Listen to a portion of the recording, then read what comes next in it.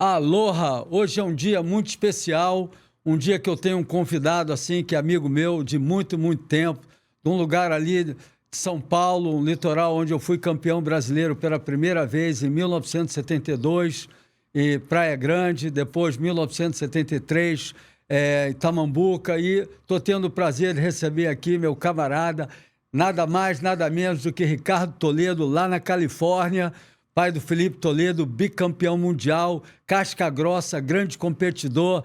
Fala, Ricardo, beleza? Fala, Rico, tudo bem? Fala, galera aí do podcast. Aloha!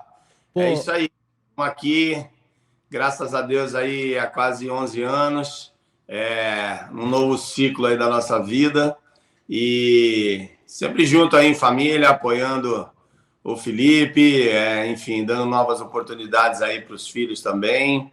E é isso, ciclos, né? Ciclos que se findam, outros que se iniciam. E é isso, a vida é assim. E vamos nessa. Ricardo, queria agradecer a tua disponibilidade aí da Califórnia, bater esse papo comigo aqui. Estou muito feliz, muito orgulhoso. Sempre admirei você como pessoa, competidor. Você era um competidor feroz dentro d'água, Ricardinho perturbava, né? Então, só tem alegria. É isso aí, é hardcore, não tem paradinha. Ou não é, não é isso? Não é? É isso, a gente tinha alguns bons espelhos, né? Como eu costumo falar, eu tive a grata, né, oportunidade aí, a graça de Deus, vamos dizer assim, de ter passado por diversas gerações, né? Primeiro, quando eu era garoto, e ver os grandes ícones, né, do surf brasileiro, que eram vocês, né? Tem muitos nomes aí, eu conheço pô, uma galera bem das antigas, é, é, o não, Morongo. Moronga da Mormai, né? Mas eu acho que. Como é que era o. Pô, agora fugiu o nome dele aqui, caramba. Não, mas a galera lá de Ubatuba. Giron, Giron, Paulo Proença, Felipe Castejar. Então, assim, é uma galera que já vem lá mais da tua época, assim, um pouco, né? Uma geração ainda acima da minha. E eu era garoto, eu ia para os campeonatos, meu pai sempre me levou, eu ia para os campeonatos lá e era muito legal, né? Então, assim, eu tenho certeza que a gente vai falar sobre isso ainda ao longo do nosso bate-papo aqui, mas eu tive a grata oportunidade de passar por várias gerações, né, cara, e vivenciar a evolução do surf. Isso é uma parada muito maneira. Ricardo, eu vou aproveitar aqui e agradecer ao meu patrocinador, a Simples Reserva, que tem uma roupa espetacular, uma roupa assim, um algodão peruano que tem um caimento maravilhoso, né? Eles têm 3 lojas físicas, mas vende muito pela internet, né? Pelo QR Code. E eles mandaram para você uma camisa que vou aí qualquer hora te entregar aqui, tá? Opa! A Simples Reserva aqui, vou mandar para você também, Aloha, show de bola. né? Valeu, galera. São cores assim, a camisa muito elegante. Também tem mais presente para você. O Léo da Cia Duarte mandou aqui uma lohrinha para você botar no seu estante, na sua estante. Vou te entregar o Trestles ou no Havaí ou aqui no Brasil, vai estar guardado para você, né? Léo da Cia Duarte. E também tem o Gourmet. O Gourmet não pode servir porque se eu mandar uma comida alta culinária, né? Ele patrocina o Chumbo. Todos os nossos convidados aqui recebem uma culinária japonesa maravilhosa.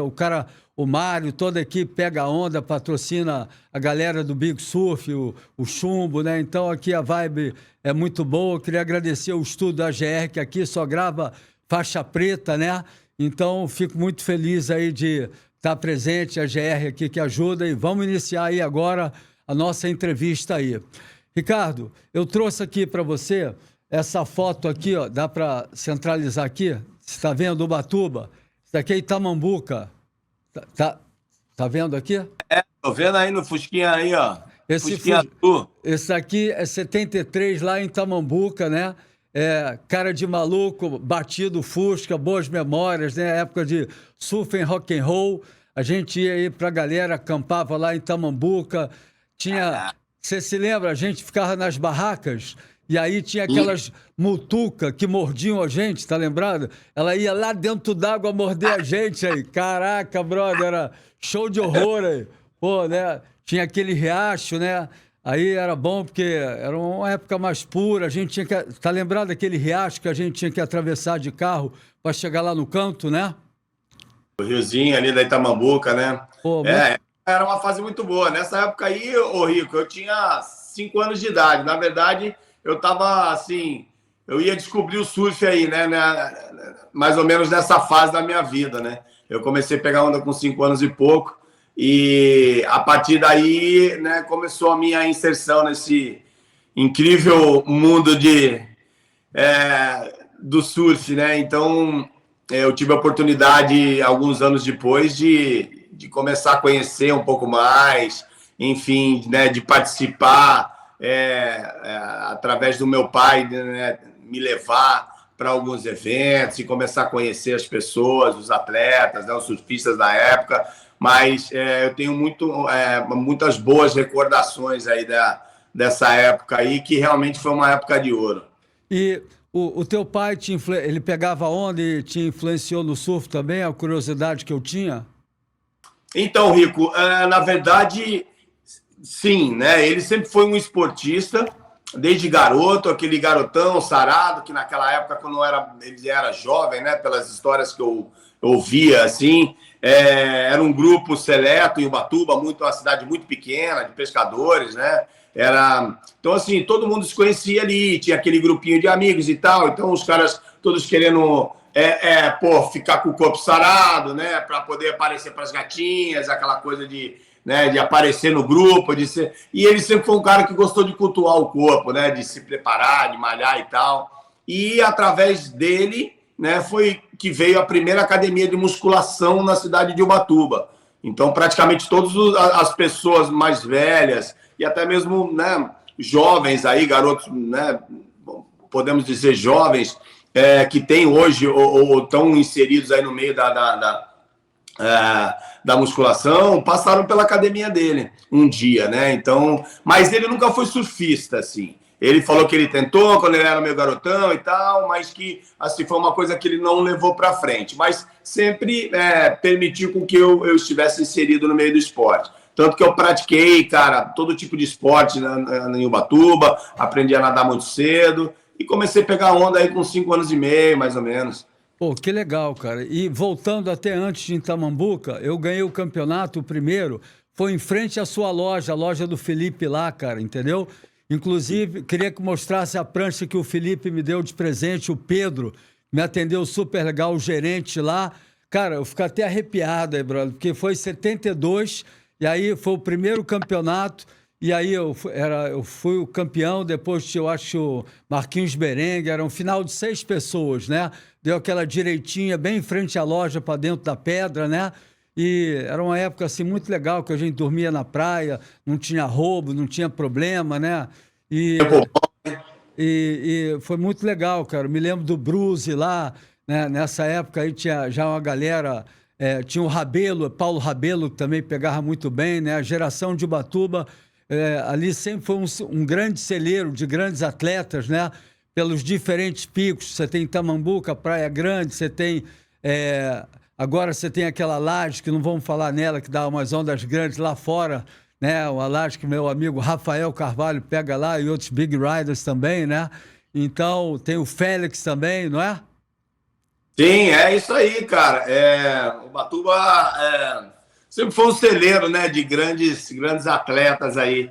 E, cara, não podia deixar, né, da gente citar o fato de que, né, o surf também começou aí, né, há um bom tempo atrás, né, e nós tivemos vamos dizer, alguns ídolos que nós né, seguíamos, assim, porque eram os precursores do surf aí na cidade, né? Pô, do Nilman, Fábio Maduenho, o Olavo, o amigo dele, né? O Fábio Maduenho e o Olavo moraram na minha casa depois que venderam tudo, foram viajar o mundo e voltaram com uma mão na frente e outra atrás. E aí meu pai falou, não, vem chegar aí, tem um quartinho aqui atrás, uma edícula, vocês ficam aí até se levantar. E aí depois vocês tocam a vida aí e tal. E, pô, os caras venderam tudo, foram viajar o mundo, para Bali, para Austrália, um monte de lugar.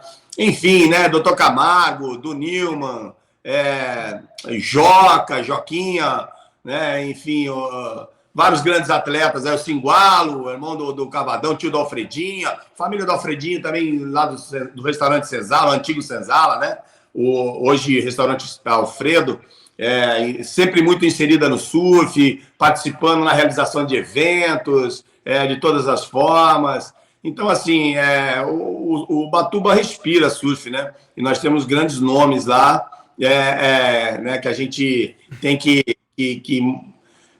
exaltar, vamos dizer assim, porque foram os precursores do surf lá também, e através deles, né, o surf chegou também até a gente, e a gente pôde se espelhar, e isso nos incentivar aí ao longo da vida. A gente não pode esquecer, cara, de um cara de Ubatuba que ajudou muito o surf brasileiro. Paulo Issa, né, e o Ricardo Issa, casca grossa, fez os primeiros campeonatos e não existia uma federação brasileira, mas na época vinha gente, o Paulinho Sefton lá do Sul, nego lá do Nordeste, todos os cariocas, todos os paulistas, era uma confraternização bacana, o campeonato, pô, fica até arrepiado, brother, assim, só good vibes, né, cara? E era a Vera mesmo, né, cara? Na minha geração, Otávio Pacheco, eu chamo Urso Velho Baba de Camelo, mas esse daí que é o Otávio Pacheco, Paulo Proença, Targão, que mais? Daniel Friedman, né? Mudinho, tá lembrando? Mudinho surfava muito, né, cara? Pô, eu me lembro uma vez que eu fui com o Mudinho, eu fui no meu Fusquinha, né? Esse Fusquinha batido, né? E depois o Mudinho foi passar na DKV lá naquele rio, né, cara? E aí, o rio tinha aquelas pedras redondas, tá lembrado, né? Aí, pedra rolada.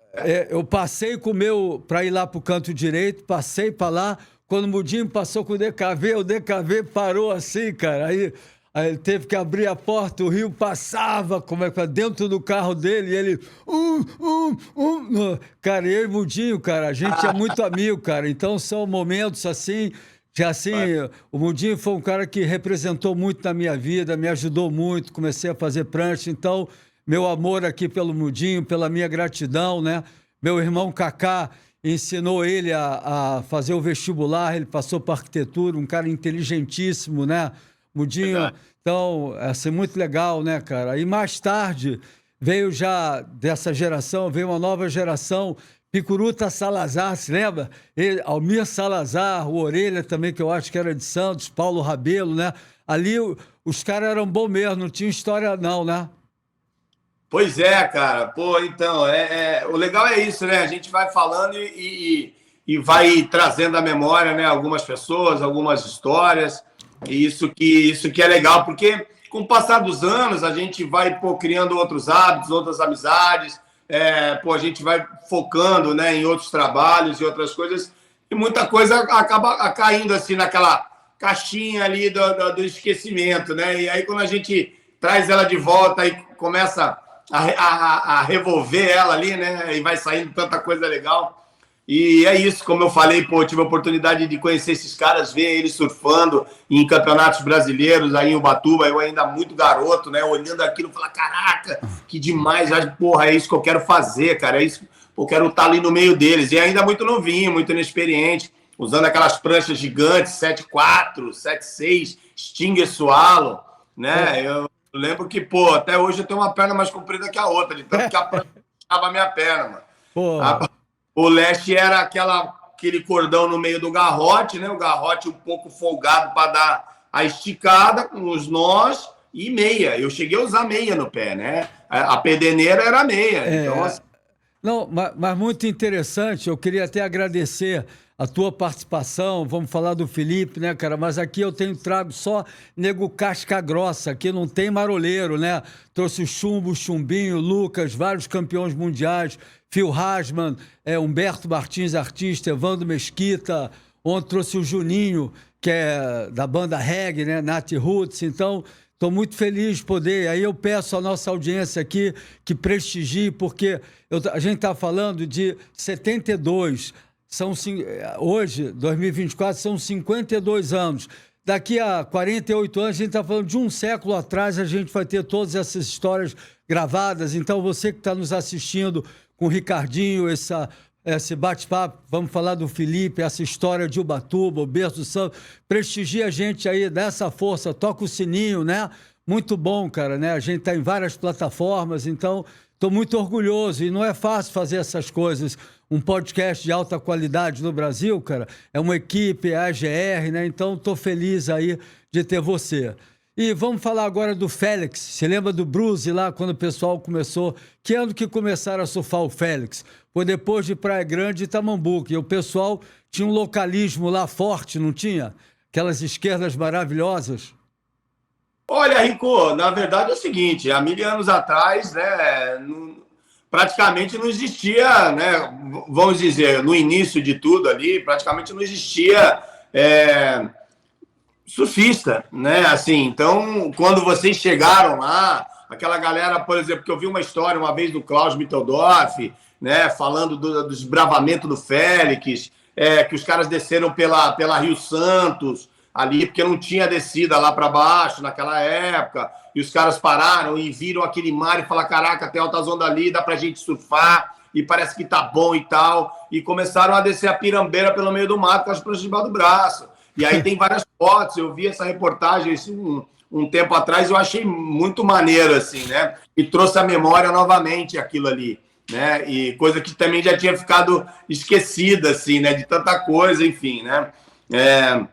E aí os caras desbravando ali o Félix naquela época, e chegando na praia, aí tem fotos dele, pô, em preto e branco, da galera no canto, as ondas quebrando, aí um surfzinho dos caras, eu não lembro direito os nomes ali agora, mas, cara, muito legal aquilo. Então, assim, naquela época não existia nem caminho, quanto mais surfista ali, né, para poder ter localismo. Então, a gente tá vindo de um pouco... Before. Um pouco mais atrás, né, essa história. Mas, claro, depois, né, o surf começou a ser introduzido de uma forma, assim, avassaladora, né, no Brasil, podemos dizer assim, e o Ubatuba não poderia ser diferente, né? Aí... Bruce, né? Essa galera que sempre... O Bruce, inclusive, né, tem um terreno lindo ali naquele canto ainda, né? E a gente teve gratas oportunidades de estar surfando junto ali com a galera naquela época. Pinóia, Demon, Escatena, velho Escatena... Enfim, né? Então, assim, eu, molequinho, no meio daquela gangue toda, né? Só vendo os malucos e se esquivando, né? E tentando pegar as minhas. E, pô, foi isso, cara. Uma época de ouro mesmo. Ricardo, uma coisa que sempre a beleza de Ubatuba, né, cara? Assim, um negócio exuberante. Eu sempre ia para lá, ia tomar banho naquelas cachoeiras, aquela cachoeira gelada, tudo limpo, né, cara? Aqueles artesanatos, índios que ainda tem lá, estão preservados, né? Falar nisso, a gente tem que sempre preservar, aproveitar. Hoje é o Dia Mundial do Meio Ambiente, né? Então, muito legal a gente poder falar que o Ubatuba está preservado, né? E falar também da preocupação que os surfistas sempre preservam o meio ambiente, aquele lugar maravilhoso. Fala um pouco lá das cachoeiras. Então, Ubatuba realmente é um lugar privilegiado, né? Uma das coisas que ainda fortalece aí essa nossa luta, né, com relação a manter o Ubatuba, né, o mais wild possível, é o fato de que, pô, se eu não me engano, 70% pelo menos da área de Ubatuba é parque estadual da Serra do Mar. Então, isso, né, impede um pouco com que esse crescimento desordenado, vamos dizer assim, chegue lá. Embora, né, a gente sabe que muitas invasões acontecem de todos os tipos, uma vez que a pessoa entrou num lugar, colocou um telhado lá e tal, fica praticamente impossível de tirar, e aí vem toda, não, as leis, os direitos e tal. Então, assim, pô, a pessoa, né, a prefeitura, por exemplo, para tirar um cara de lá tem que dar uma casa para o cara morar, aí, enfim, né? Então, esse crescimento desordenado, embora isso tudo coopere, né, ele ainda continua, ele ainda ocorre, né, infelizmente. Mas, sendo assim, o Ubatuba ainda, né, nós temos essa possibilidade de manter ela ainda assim, o mais wild possível, né? Então, nós temos aí uma cidade tão pequena, nós temos, contando com as praias das ilhas, aí mais de 115 praias na área de... Nós temos inúmeras cachoeiras espalhadas por todas as praias, praticamente, né? Algumas ainda bastante selvagens. Eu tenho, por exemplo, lá onde eu tenho a minha casa, lá em Ubatuba, o morro, na frente da minha casa, no topo do morro, passa um riozinho e tem um pocinho. Então, assim, eu ia lá com os meus cachorros, os meus filhos, né? Nadar ali. É uma água que vem do topo da montanha, que é uma selva fechada. Então, assim, é uma água limpa, né? E, enfim, né, cara, a gente é muito abençoado ali, com certeza, de termos, assim, tantos lugares tão bonitos assim. E, apesar do turismo muitas vezes desenfreado, né, a gente ainda consegue, dentro do possível, manter ali a nossa cidade do jeito que a gente gostaria, né? Ricardo, eu tenho duas histórias que eu gostaria de contar aqui de Ubatuba, né? A primeira vez que eu fui com Ubatuba, eu tinha um Fusquinha verde, não é esse azul aqui não, em 72, né? E aí os 4 pneus eram carecas, eu ganhei o campeonato lá, Praia Grande, aí voltamos, voltou eu, Menino do Rio, nosso querido Petit, que o Caetano fez a música, Serginho Leandro e Horácio, que é Horácio Seixas, você conheceu, que fez a minha marca, sabe quem é Horácio? Horácio, de nome, né? Não, o pessoal era muito novo. Aí, na volta, o pneu tava todo escaré, furou 14 vezes o pneu, brother, entendeu? Olha só a doideira, né?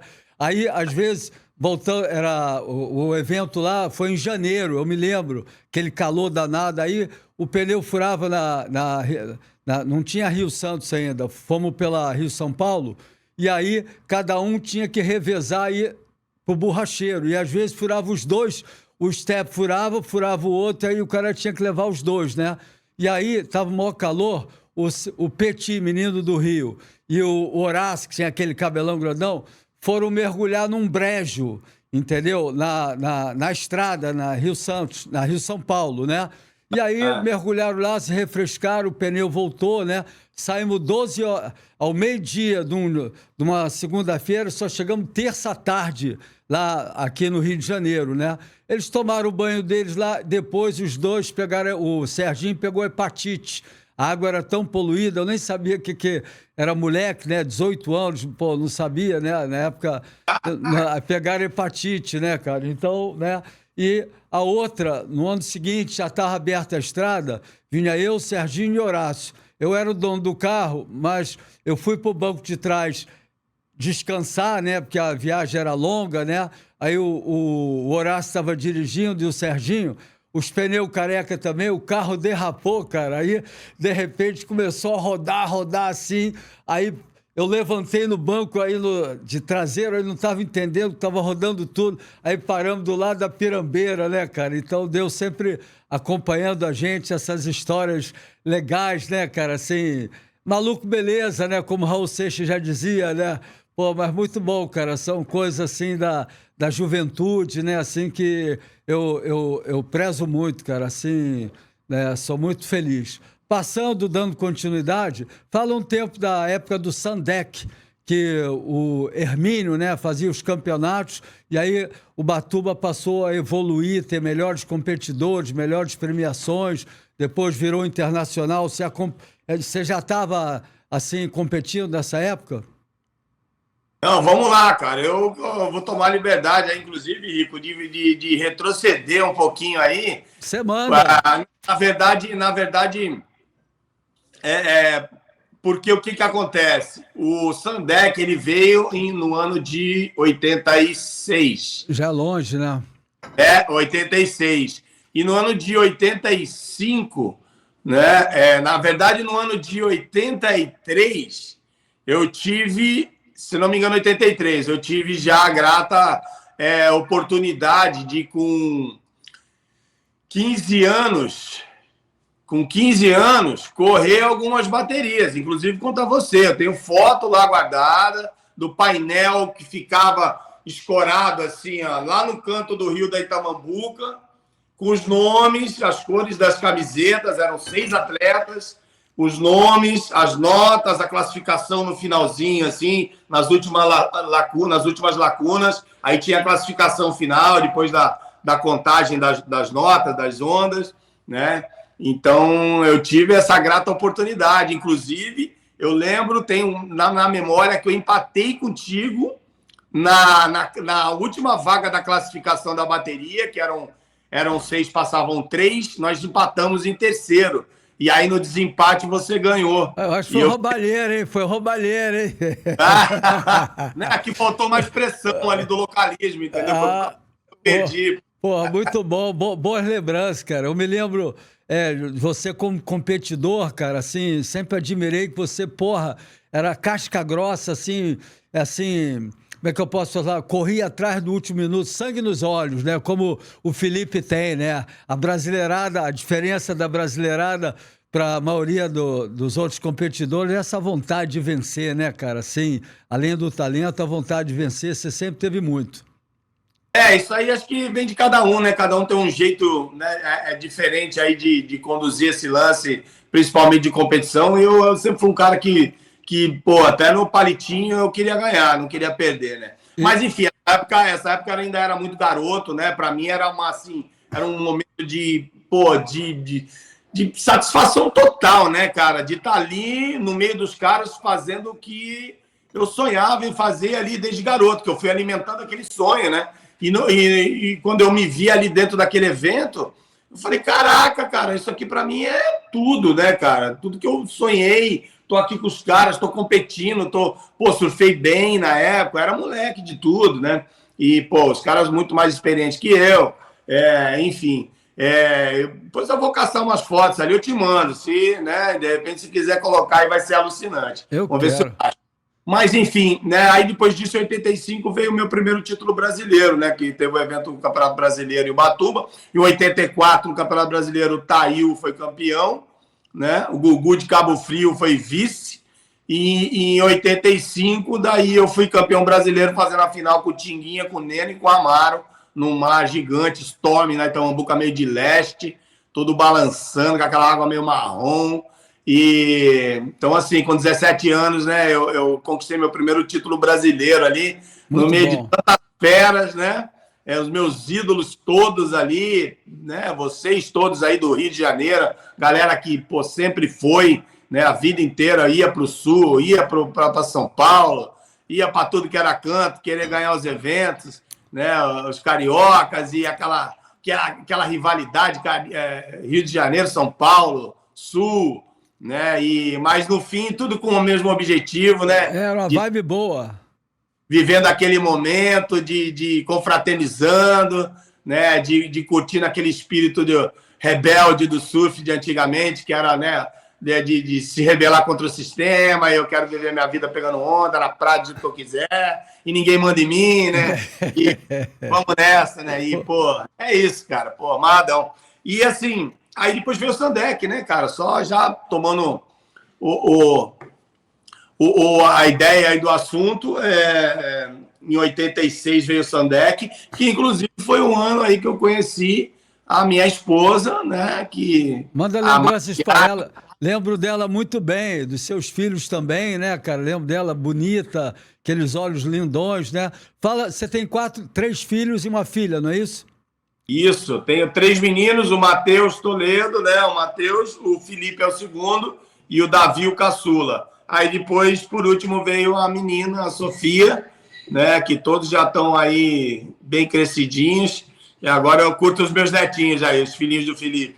Pô, que legal, uma fase nova, né, cara? Assim, deixa eu ver aqui, olha lá, tá, os faixa preta, pô, caramba, pequenininho, nossa senhora, olha lá. Sofia, a barriguinha aí da mãe, lá. Porra, esse é o canto direito de Ubatuba, não é? As pedras ali? Né? Isso, é o canto de Itamambuca ali. Pô, que legal. Da Rui ali, né? O boneco da Rui, não é isso? Aquele... eu fui patrocinado lá, lembra do Lincoln, que era o autorizado aí da marca na época aqui no Brasil. O japonesinho, né? Japonesinho baixinho, né? Enfim, que, pô, fez um trabalho incrível com a da Rui lá na época. E, enfim, daí por outros problemas acabou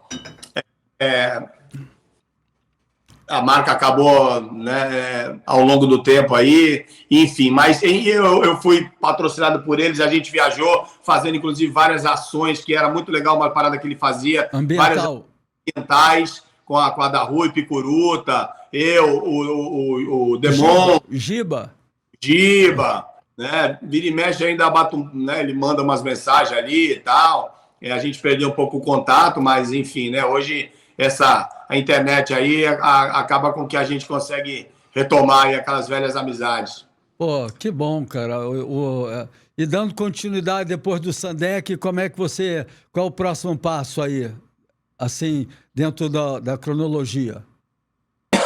Então, aí, pô, eu corri o Sandex, né, cara, fiquei, pô, em 17º, nós entramos como wildcard, eu, Pinóia, né, de Ubatuba, eram os melhores atletas ali, mais bem classificados no ranking paulista, se eu não me engano, e aí foi por ali que eles tiraram, né, e os atletas para correr de wildcard no evento, eu fiquei em 17º, assuntos só assim, detalhes legais que marcaram, né, eu perdi para o Martin Thomas, né, o havaiano, que inclusive é o tour manager lá das etapas do Hawaii, né, de Sunset ali, acho que de Pipeline também, diretor técnico, né, se eu não me engano, ali, que chama as ondas, chama as baterias, condição do mar, aquela coisa. E ele usava naquela época uma luvinha de silicone branca, cara.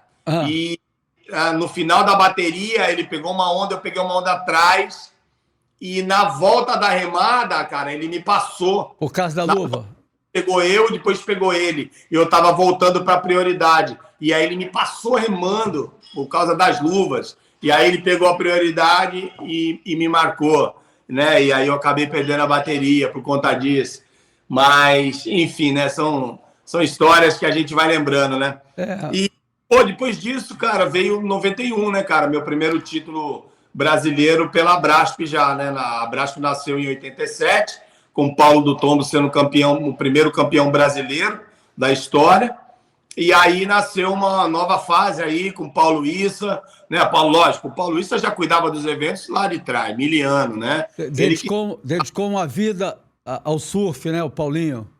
Pô, cara, um cara excepcional, cara, um cara que, sabe, assim, se colocou na frente de batalha de uma forma, assim, incrível, cara. Tudo que nós temos, sem dúvida nenhuma, com relação não só ao surf de Ubatuba, surf paulista, mas inclusive o surf brasileiro, cara, nós devemos a ele, cara, porque ele fez um trabalho incrível, lutou durante muitos anos pelo surf no Brasil, eu posso dizer, né? Apesar dele ser de São Paulo, mas todos os eventos, né, desde aquela época aí que vocês iam para Ubatuba, eram realizados por ele, ele estava ali inserido, né, e ficou durante muito tempo, né, na direção, na frente da realização desses eventos e no crescimento e desenvolvimento do surf brasileiro. Então, né, tirar o chapéu para ele aí, tiramos. Paulo Issa, nosso querido Paulo Issa, que inclusive corri vários campeonatos aí, enfim. Aí depois veio o circuito brasileiro,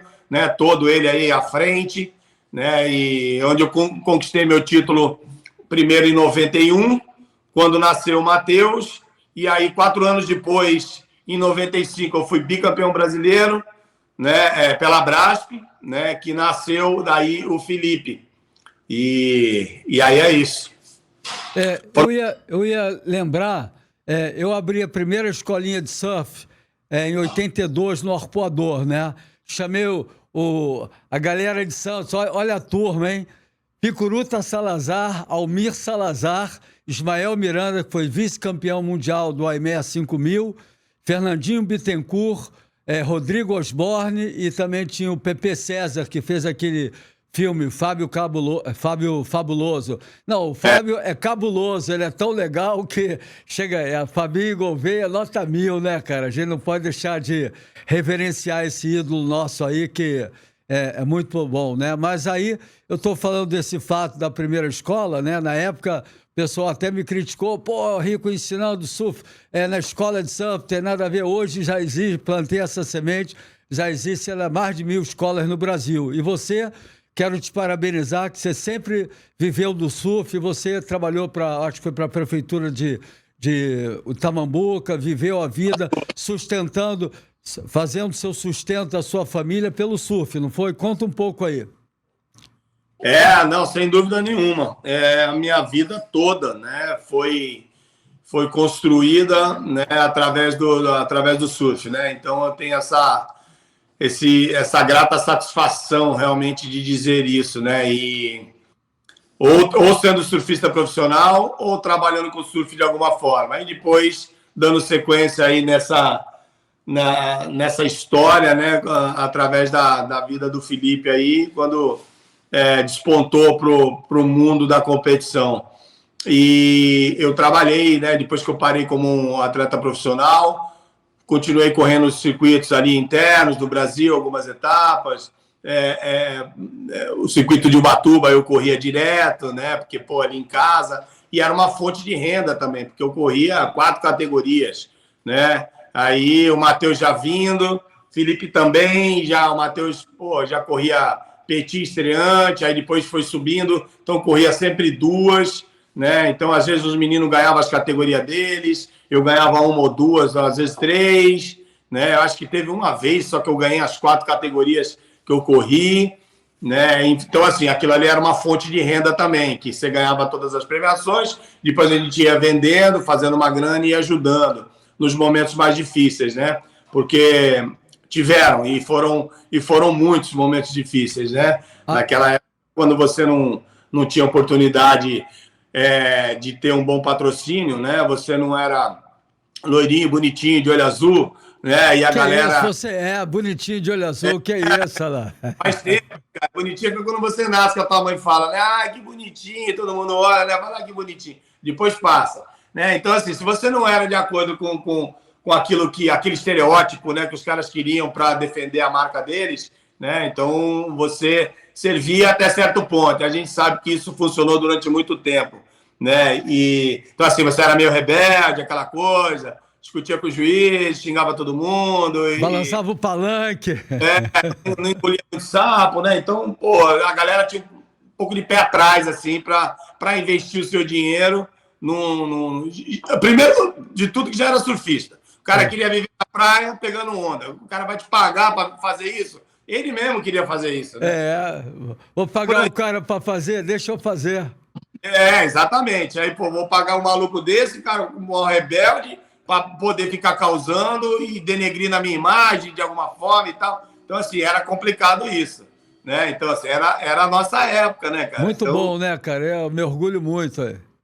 Pois é, então assim, aí depois, cara, eu passei a dar aula na Escolinha Municipal de Surf de Ubatuba, a convite do atual prefeito na época, com cargo de comissão, né, que é aquele cargo que você é convidado a trabalhar ali dentro, e eu fiquei por 10 anos, né, entraram, se eu não me engano, 3 gerações ali de prefeitos, e eu continuei no cargo, por conta do meu conhecimento, da minha experiência, de tudo que eu tinha vivido, né, com o surf até ali. E foram 10 anos ensinando na Escolinha Municipal de Surf de Ubatuba, a qual tem aí acredito que ainda tenha, cerca de pelo menos 500 crianças, né, cara, que a gente ensina dividido em 2 praias, Praia Grande e Praia do Perequiaçu, né? Então é isso. Aí depois que eu parei, esse ciclo se fechou, foi quando iniciou o ciclo da vida do Felipe Toledo com relação à competição, né? Ao mundo competitivo aí que ele engrenou nessa longa estrada aí da vida do surf competição. Queria te perguntar, quando é que você começou a enxergar o potencial do Felipe? Quando é que ele começou as primeiras competições? Foi em Ubatuba? Como é que foi? A gente desenvolveu a sua história. Agora vamos migrar um pouco para ver como é que se fala, que eu tenho uma grande admiração pelo Felipe, cara. E muito antes dele ser campeão mundial, quando ele entrou no circuito, eu já via que, fica até arrepiado, brother, que ele ia ser o cara, entendeu? Porque o surf dele é diferenciado, ele tem uma velocidade absurda, ele tem umas manobras com troca de direção, ele não perde o time entre uma manobra e outra é totalmente conectado. Não sei se eu estou explicando corretamente. Sempre usando a parte mais íngreme da onda, entubando com maestria, né? E, cara, ele tem um olhar, o teu filho, brother, entendeu? Assim, os olhos, assim, no bom sentido de águia, entendeu? Pô, aquele olhar dele, assim, de concentração de sangue nos olhos, né? Aí teve até quando eu vi isso, antes de ter os patrocínios, bem no pequeno, bem quando estava iniciando no circuito mundial, eu falei, esse cara vai ser o cara. E eu ofereci para uma grande montadora, entendeu? Essa oportunidade, né? Mas ela não conseguiu enxergar, como é que se fala, a oportunidade que estava ali na mão, entendeu? Porque agora é mole você pegar o Felipe, campeão com esse surf consolidado, mas o que eu acho legal eu tinha essa visão muito legal.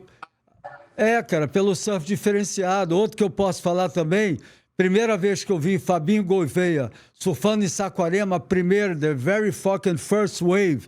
Aí só o Fabinho, falei, esse cara vai ser o cara, né, cara, né? E aí disputei com ele o Mundial lá em Porto Rico, né, com o Teco Padarates, eu fui vice-campeão mundial de longboard, o Fabinho, com aquela humildade dele, foi campeão, é outro cara diferenciado, não é?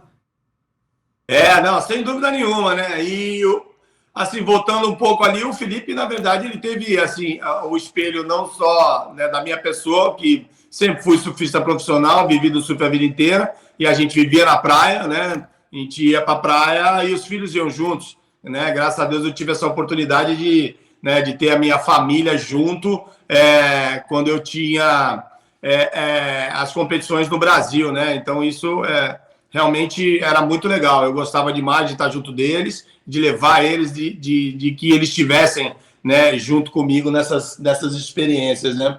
E então, assim, o Felipe se espelhou em mim primeiramente e depois o irmão, o Matheus, né? Que eram 4 anos mais velho que ele.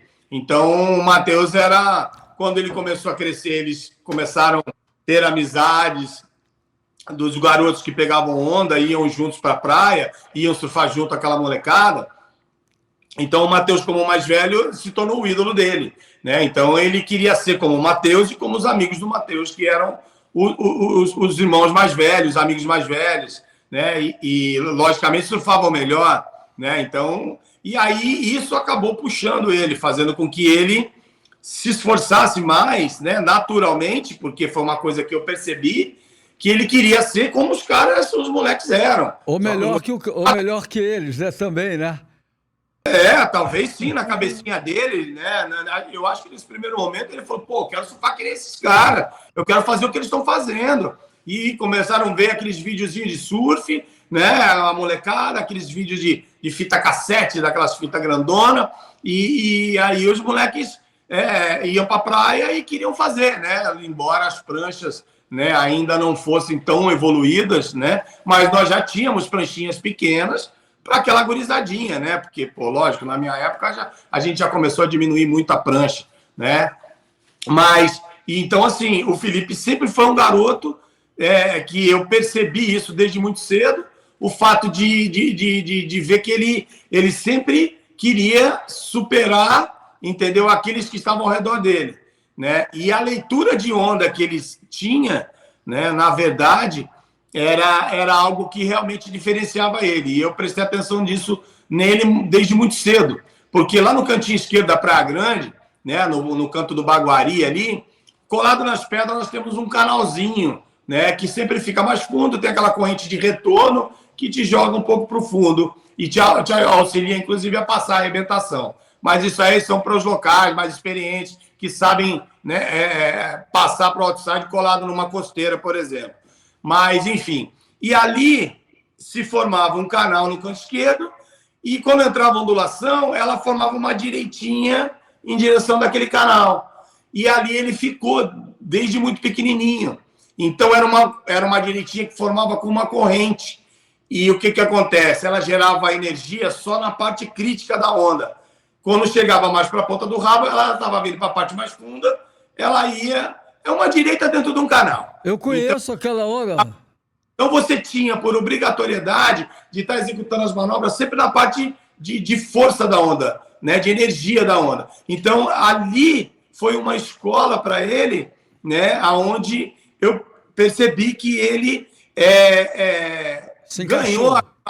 ganhou aquela ideia assim muito rápido, né? E a gente sempre conversando, eu explicando para ele, falou: você percebe que a onda ali assim, ela fica cheia, não adianta você sair muito da zona de energia da onda, você tem que ficar mais sempre dentro, faz uma manobra e traz para dentro, uma manobra sempre dentro da parte de energia. E aquilo ali ele foi mentalizando e foi colocando em prática ali no surfzinho dele, né? E foi onde ele começou a aprender a ter uma leitura de onda, vamos dizer, diferenciada, né? E ali eu percebi realmente, dali para frente, ele ainda muito garotinho, eu percebi que ele colocava sempre muito em prática isso, todas as vezes que ele caía, não só numa condição daquela ali de canalzinho, de correnteza e tal, mas quando ele caía no outside e em outras ondas também, que ele sempre executava as manobras e estava procurando sempre a parte de energia da onda, né? E, enfim, né? Ali eu percebi que existia uma grande possibilidade, né, de sair um grande competidor,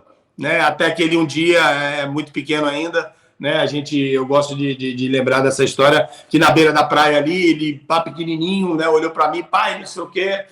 A gente conversando, ele falou: pai, eu quero ser um atleta do WT, que era o World Tour na época, né? WCT. Eu falei: eu quero ser um atleta do WT, eu quero ser campeão mundial. Caraca! Pô, maneiro, Felipe, é mesmo, filho, que demais, né? Alucinante, né? Olhando para aquele cotoquinho de gente. Quantos anos? Pô, ele tinha, eu acho que uns, sei lá, cara, acho que uns 6 anos. Ele era muito garotinho. E ele falou isso, assim, com uma convicção. Eu olhei para ele, assim, eu falei: tá bom, né? Assim, vambora! Merecendo a fala dele, mas entendendo que ele ainda era nem na escola estava ainda. Ele ali? O Filipinho aí. Aí ele já tem um tamanhozinho, já devia ter aí o quê? Uns 10. Não, menos, né? Ele é garotinho, aí ele já era maiorzinho aí, né? Aí ele era pequenininho, ó. Aí ele tinha 5 para 6 anos. Pô, que legal, né? Hein?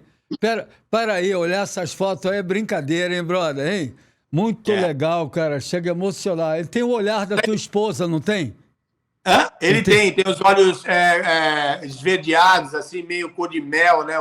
Depende do dia, da claridade da roupa que ele tá, ele dá uma mudada, né? A Sofia também tem, o Davi também tem os olhos claros, só o Matheus que puxou a minha aí com os olhos castanhos. Mas, enfim, né? Desde garoto aí, ele sempre gostou muito de competir, né? E engrenou aí no caminho do surf e das competições, né? E com 16 anos aí, no evento da Petrobras, lá no Canto do Maluf, ele venceu o evento brasileiro, uma final com o Luel Felipe, se eu não me engano, foi o Luel Felipe, fez uma semifinal com outro garoto lá Poxa vida, esqueci o nome, está morando em Portugal agora. Não importa, não importa. Então, e aí, inclusive, foi aí essa data que ele se profissionalizou, né? E aí, depois, a partir daí, a gente foi para a Austrália para ele correr o Pro Júnior e acabou eu dando a ideia para ele, né, aceitou a ideia. Eu falei: pô, cara, nós já estamos aqui e tal, vamos correr esses eventos aí profissional para a gente sentir qual que pra você ver como é que tá no meio dos caras e tal. Ele: pô, pai, vamos e tal, não sei o que, beleza. Aí botei ele nos 2 campeonatos lá. Nós saímos de lá da Austrália na vice-liderança do QS. Eu falei: opa. Tá ficando bom, hein? O negócio tá bom. Interessante. E foi de uma forma muito natural, assim. Ele entrou para competir como se estivesse competindo numa competição qualquer, com os moleques da idade dele, da categoria dele, que ele era júnior ainda, com 16 anos, né? E, bom, aí esse ano aí a gente foi para a Europa. Falei para ele, cara, a gente tem uma chance muito grande de você sair da Europa classificado, cara. Se você conseguir bons resultados, né, não vai precisar nem do Hawaii, porque era um garoto novo, magrinho, inexperiente, né? Eu falei: deixar para classificar no Hawaii, né? Eu falei: vai ser muito difícil, não que seja possível, mas vai ser muito difícil pela tua idade, pela tua inexperiência, né? Por ser ondas pesadas, você não ter essa experiência toda. Então, cara, é a tua chance. Ele foi lá e agarrou com unhas e dentes, né? A gente saiu da Europa aí, da perna da França, Portugal, e Califórnia, né, que ele veio correr, Virgínia ficou em segundo, e foi até, inclusive, a última etapa que ele fez a final com o Jean da Silva, né, o Jean venceu o campeonato, ele ficou em segundo, e ali a gente, em off, recebeu a notícia de que, pela pontuação que ele tinha, ele já estava garantido, mas que nós tínhamos que esperar o pronunciamento do senhor Al Hunt, né, que era o diretor da SP. Gordinho, né? Pô, também, outro cara, o ícone, né, do surf mundial, sempre muito... Mandou bem, ele mandava muito bem. Um cara rígido, pontual, enérgico, né? Sim, mas, cara, muito atencioso com todo mundo, assim, levando sempre, né, as informações, principalmente para a galera do Brasil, né, que tinha um pouco mais de dificuldade pela língua, né, pelo idioma e tal, enfim, pela inexperiência do tour, assim. Então, mas assim, aquela galera estava chegando já, né? E então, é legal, complementando a tua informação, a importância de se falar inglês para a comunicação. Não é muito importante isso, a língua, sim, falar a língua... Eu sempre frisei isso para os meus alunos lá, né, desde a escolinha municipal de surf, para os meus filhos desde muito pequeno, né, a importância de você ser surfista, né, fazer aquilo que você gosta, o esporte que você gosta, mas continuar estudando, continuar fazendo, né, as sequências escolares aí direitinho. Se tiver uma oportunidade de fazer uma faculdade alucinante, né, você tem, sem dúvida nenhuma, que se profissionalizar, né, porque é aquilo lá, o surf ele tem um prazo, né, onde você vai ser atleta profissional e você pode realmente monetizar muito com isso. Mas para isso você precisa ser inteligente, você precisa ter sabedoria. Cultura. Né? Você não adquire só na escola da vida, né? Você adquire também estudando, fazendo uma faculdade, né, se especializando, porque isso é muito importante, até mesmo com as tomadas de decisões que você vai ter ao longo da vida. E o inglês, né, desde aquela época a gente já falava disso, hoje em dia, né, nem se fala, né, a importância de você aprender a ter um inglês aí fluente, né, ou se esforçar para ir melhorando aí a sua capacidade de falar o inglês, né, ao longo do processo. A gente vê muitos atletas aí, né, que pela necessidade da situação, né, claro, queriam ser atletas profissionais, por necessidade tinham que ou já ter aprendido inglês aí, entrado numa escola, já está falando alguma coisa, ou, né, aprender aí na marra ao longo do tempo, né, foi o que aconteceu, inclusive. Não, o Felipe falava alguma coisinha, ele fazia curso de inglês em Ubatuba quando era garoto, mas é outra história. Quando você chega para viajar, quando você coloca em prática aquilo, dá um bloqueio e você, né, fica meio ali, né, meio tímido, e aí ao longo do tempo você vai soltando e as coisas vão melhorando. Mas muitos atletas não vieram com essa bagagem de ter aprendido o inglês, né, uma base, alguma coisa, então tiveram que desenvolver aí ao longo dos anos. E hoje a galerinha está se virando muito bem aí. E é super importante. Eu ia te perguntar, a vida do surfista é maravilhosa, mas por outro lado é dura, porque nós temos, sei lá, no Brasil, 2 milhões, 3 milhões de surfistas, mas um percentual muito pequeno, é um funil que afunila muito, né? Se você olhar quantos brasileiros tem no circuito mundial, quantos no circuito brasileiro tem um grande patrocínio e podem viver bem do surf, né? É complicado, né? Fala para a galera a importância, isso que você falou, de estudar ou fazer alguma atividade comercial para ter um second chance, para ter uma segunda oportunidade, né? Que nem, e até o estudo é importante, numa decisão de bateria, o cara mais inteligente, o cara mais culto, ele vai saber tomar as tomadas de decisões mais rápidas. Não tem tudo a ver isso numa bateria? Sem dúvida nenhuma, Rico. É aquilo que eu acabei de falar. Isso faz toda a diferença, né, numa bateria. Porque hoje em dia, no mundo competitivo, cara, são mínimos detalhes que fazem você ser campeão ou não. Né? Então, tudo é muito importante. Hoje em dia, tudo é muito importante. Muitas vezes, não é o atleta que tem o dom de surfar, né, que muitas vezes vence. Né? Então, aquele atleta que é mais disciplinado, aquele atleta que busca mais entender sobre o surf, sobre a história do surf, sobre as condições de cada lugar, analisar sempre, né, as condições do mar, como funciona, as influências de maré, de lua, de tudo, né? Em cada pico são diferentes um lugar do outro. Muda Então, rápido.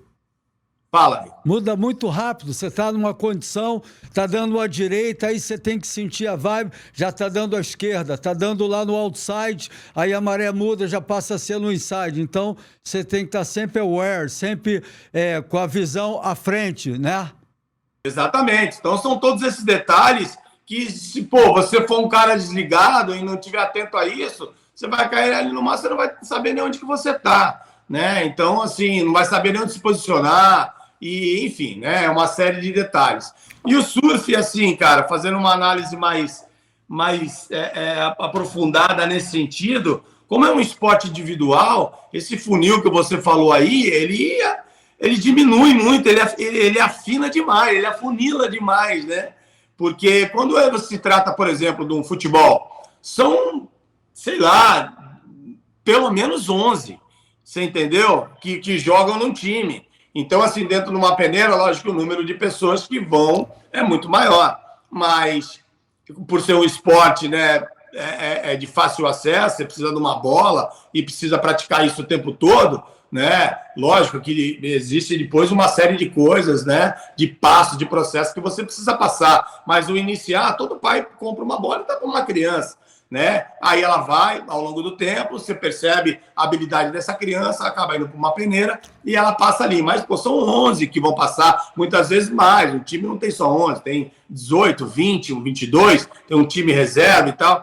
Então, assim, o surf é um, né? Então, quem ganha é um, né? Então, diminui bastante, né? Essa possibilidade. Então, todos esses detalhes, né, fazem muita diferença na vida do atleta. Então, é muito importante que ele, sem dúvida nenhuma, a gente sempre passou na escolinha o fato de que, cara, eu sempre fui muito realista, né? E sempre falei muito para a galera, para os aluninhos, para todo mundo, explicando essa situação de uma forma leve, né? Mas uma forma com que eles conseguissem enxergar de que o surf, mesmo assim, pode ser muito legal, né? Porque, né, apesar deles aprenderem, né, de eu ensinar que nem todos vão vencer o tempo todo, mas que e nem sempre os que têm mais habilidade vão ser os campeões também, né? Muitas vezes o que tem um pouco menos de habilidade, mas também é esforçado, também é dedicado, esse também pode vir a ser um campeão, e nós temos muitos exemplos disso ao longo de toda a história.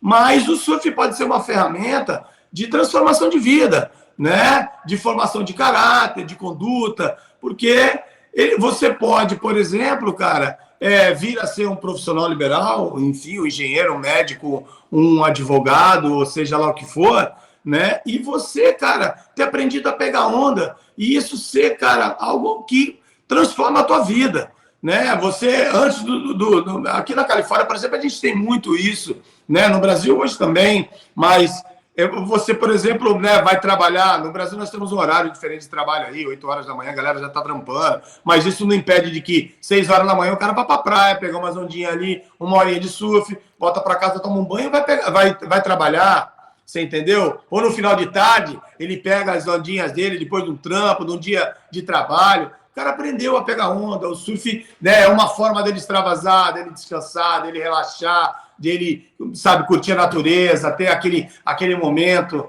né, ele, Deus ali, enfim, de desestressar, né? Então, assim, existem muitas formas e você pode, inclusive, depois trabalhar com surf. Ser um cara que trabalha numa associação, ser um cara que trabalha numa fábrica de prancha, ser um cara que, você entendeu, se tornar um professor, um coach, um treinador, um técnico, enfim. Então, existem muitas aí possibilidades, né, hoje em dia, de se trabalhar com surf. Ricardo, na nossa época, pelo menos na minha época, para ganhar um campeonato, o fator maior era você ser talentoso e um bom competidor. Hoje em dia, o surf mudou totalmente. Você precisa ter o talento, você precisa ter um bom treinador como você precisa ter um bom patrocínio, você precisa ter um nutricionista, você precisa ter um psicólogo, você precisa ter bons patrocínios. Fala pra galera com a tua experiência aí, muito bom a gente tá falando isso aí que serve aí pra galera, né? Antigamente não era mais o talento e um pouco de sorte, hoje é todos esses aspectos que eu falei, todos esses itens, e a sorte também é importante para que o cara consiga achar seu caminho, né? Sem dúvida nenhuma, né? O surf evoluiu de uma forma assim gigantesca, né? Na nossa época lá, a gente, né, no primeiro momento, fazia por rebeldia, né? A gente queria se rebelar contra o sistema, a gente ia para a praia pegar onda e ficar largado lá o dia inteiro. E, né, eu já vim numa época um pouco depois, mas ainda se falava nessa coisa de que surfista era vagabundo, maconheiro, rato de praia. Não queria saber de mais nada, né? Então, hoje em dia, o surf, por exemplo, é ovacionado no planeta inteiro, né? E a gente vê que quando existem alguns eventos, como o Chopo, por exemplo, agora, o mundo para e quer ver né, o surf na TV, quer ver o surf na internet, né? E, sem dúvida nenhuma, né, esse crescimento, essa evolução, né, tudo, né, como eu falei, todos os detalhes fazem uma grande diferença. E naquela época, como a situação era diferente, né, o foco, o objetivo era diferente um pouco, não existia muito essa preocupação, né, e esse peso, né, que acaba se colocando, né, naturalmente sobre os ombros dos atletas, né, e que, inclusive, a gente, né, vem trabalhando muito nesse sentido aí né, de orientar a galera, né, de colocar para fora, de expor isso, né, a importância de se preocupar, de começar a se preocupar realmente com esse fator emocional, né, que, né, inclusive o Felipe passou por isso aí há um tempo atrás, coisa que a gente naquela época Não tinha. a gente não tinha, né, porque a gente era livre e fazia isso por puro prazer, por pura satisfação, e era uma época completamente diferente. Né? E essa coisa da ansiedade tomar conta do mundo, né? Crise de pânico, né? E muitas tragédias acontecerem por conta disso em todas as áreas, vamos dizer aí, né? Do profissionalismo das pessoas, né? Seja ela como um profissional liberal aí, né? Enfim, como eu já citei aí, um engenheiro, uma pessoa, professor, médico, enfim, ou um atleta, né? Porque o atleta também ele é muito exigido, né? E automaticamente ele começa a se cobrar demais, né? Quando ele é bom, quando ele tem muitas chances e aí o que acontece? Muitas vezes começam a acontecer, porque é natural, começam a acontecer alguns erros, né, que todo mundo é passível de erros, alguns erros de competição, alguns erros técnicos, táticos, né, de você trabalhar o teu emocional para abaixar um pouco a tua adrenalina durante a competição e botar mais a razão um pouco para prevalecer, né, e esses erros começam a te levar a não alcançar aquilo que você tinha se predisposto a alcançar, que você sabia que você era capaz de alcançar. Então, assim, tudo isso vem se tornando um peso e acaba fazendo com que aquilo ali comece a atrapalhar o desenvolvimento do atleta, né, do profissional. E ele não começa a não render mais e não alcançar aquilo que ele sabia que ele poderia alcançar. Isso acaba trazendo sobre si, né, um peso muito grande e um descontentamento, né, uma ansiedade, enfim, pânico, né? E isso realmente é preocupante, né? Então a gente abrir isso, falar sobre isso, né? Ajudar as pessoas, porque a gente sabe que tem muitas pessoas que muitas vezes vivem isso por anos e anos calado, né? E você vive do lado e talvez você nem perceba. E isso é muito delicado. Então a gente tem que conversar, né? Os amigos de verdade, técnicos, professores, né? As pessoas que estão próximas dos atletas, né, sempre conversando, se possível, dentro do time, ter um psicólogo para bater um papo e conseguir, na verdade, detectar, né, possíveis situações como essa desde cedo. E a gente tem a oportunidade de trabalhar isso na vida, né, dos atletas, porque não são vários fatores, né? Não só, por exemplo, lá no esporte que ele está fazendo e ele não está alcançando aquilo ali, mas são vários fatores que é da sua vida do dia a dia, é a sua vida escolar, é o relacionamento em casa, é o relacionamento com algumas outras pessoas. Então, tudo isso vai se tornando uma bola de neve e, consequentemente, te leva a um estado, né, talvez ali no teu esporte ou naquilo que você faz, né, de uma não conquista, né, no final de tudo isso, e acaba te gerando, né, algumas decepções ali, te levando, enfim, a algumas crises, algumas situações que realmente são bastante tristes de se passar, mas que todo mundo vive e hoje em dia, né, infelizmente, tem se tornado muito natural, né?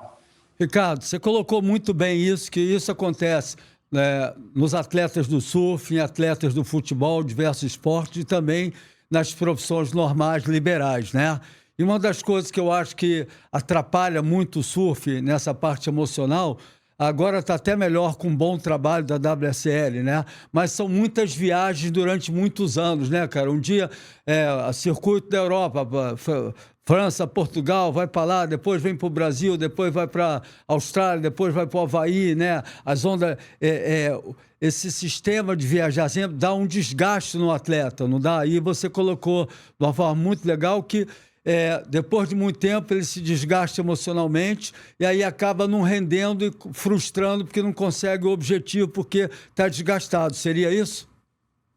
Sim, Rico, também. Isso também faz parte, né? Um outro ponto fundamental que a gente eu não cheguei a tocar aí na minha dissertação, mas sem dúvida nenhuma tem uma porcentagem muito grande, né, ao longo do tempo, esse desgaste emocional, né? Infelizmente as pessoas, muitas pessoas, né, a gente vê alguns comentários na internet ali que chega a ser triste, né? A pessoa não ter esse conhecimento, sabedoria para tecer um comentário como esse muitas vezes, né? E falar, pô, o cara tá fazendo isso aí, tá reclamando, tá ganhando grana. Não, mas isso chega a ser até ridículo, né? Assim, na minha opinião. Eu acho que essas não precisa nem ter necessidade de conversar sobre isso, porque a gente sabe, no caso do Felipe, que é o bicampeão mundial, um grande... E cada um faz o que quer, né, cara? Entendeu? Você vê aquela atleta de ginástica olímpica americana também, né? Uma grande campeã, ela pegou um ano sabático, né? Eu ia te perguntar assim... Como é que está sendo esse ano sabático do Felipe? Está dando para relaxar ele está feliz com essa decisão? Porque tudo isso, essa decisão dele dar um tempo no circuito, cara, é inteligente, é a vontade dele, é a vontade da família, dos patrocinadores. Acredito que seja uma coisa em conjunto com todo, né? Porque o Felipe é o Felipe, mas é o técnico, é o pai, é o patrocinador, é o circuito, é a WSL. É um conjunto de coisas para tomar uma decisão muito difícil. Como é que está sendo esse ano sabático dele, por favor? Realmente, Rico, né, isso ao longo do tempo se torna muito desgastante, né? E as pessoas precisam entender isso, que todo atleta ele é um ser humano e ele está ali porque ele gosta, porque ele quer sim, mas porque ele quer, primeiro, lógico, né, conquistar os títulos, né, dos eventos e tal, porque ele é um amante do esporte, ele é um amante da competição e, por consequência, trazer resultados, né, para os patrocinadores, para um país, levar a bandeira do seu país por onde quer que ele vá, né? Então, a gente tem que respeitar isso, tem que entender, porque é uma entrega, a entrega de uma vida toda, né, em prol daquilo que ele ama fazer. E isso acaba sendo uma consequência, né? E se torna cansativo, se torna desgastante, se torna estressante, né? Por conta de tudo isso que você disse. Uma hora você está a 16 horas na frente, uma hora você está 8 horas atrás, e aí você já não sabe se você está almoçando, se você está jantando, se você está tomando café, né? Então tem toda a situação do fuso horário que você tem que lidar. Muitas vezes você não tem tempo de chegar num evento com uma certa antecedência, porque, por exemplo, no QS, na época, né, hoje em dia está separado aí por blocos, aí, né, tem o Challenge Series, tem o outro QS primeiro, o CS, né, tem, enfim, são várias fases que você tem que passar, então tem alguns eventos que você vai correr. Antigamente não, o Qualifying Series era no mundo inteiro em todo lugar o tempo todo. Você tinha que escolher os campeonatos que você ia correr e sair viajando para tentar ganhar pontos para entrar no WCT. Né? Então, isso era muito mais difícil. Você realmente ficava na estrada o tempo todo e aí com essa luta, né, toda de fuso horário e de tudo. Né? Então, assim, o Felipe passou por isso. Né? E, bom, contudo, né, hoje ele sentiu realmente, ele passou, ele conquistou o bicampeonato mundial. E depois, a gente conversando sobre isso, ele falou, pô, pai, eu senti algumas coisas assim, mas eu achei que não, que dava para continuar, que dava para rolar e tal. Né? E quando ele se deparou com o início do Tour, de novo, estava ele no mesmo lugar, na mesma condição, pô, pelo terceiro ano seguido, né? Já não é fácil você manter um ritmo após o alcance de um título mundial. Porque o Felipe estava 9 anos atrás do título mundial, né? Passando por inúmeras situações. Eram condições de julgamento, eram lesões, eram falhas próprias durante algumas baterias. Então, assim, era uma combinação de coisas que eram vários atletas excelentes ainda no Tour. Mick Fanning, Ted, Joel, Kelly, entendeu? Tudo ali, mais os outros daquela época que ainda estavam lá, que eram excelentes profissionais também, né? E ele chegando no meio, ainda muito jovem e tal, né? Então, assim, não conquistou as coisas. Então, assim, é estressante. Aí, depois de vivido tudo isso, né? Ele consegue se organizar e vir com tudo para um título mundial. Pô, é natural que quando alcance isso, você ufa, né? Dê aquela relaxada e fala, mano, agora eu quero ficar entre os 16 para mim não sair do Tour nesse primeiro momento. Eu quero respirar, eu quero, né, voltar a ter vida novamente, assim. Verdade. E é para o segundo título mundial. Ele vai no ano seguinte, na mesma passada. E já sai com tudo, né? Um quinto em Pipeline, um primeiro em Sunset, e assim, já vai para a Europa, líder do ranking e tal. Então, um segundo título mundial na sequência.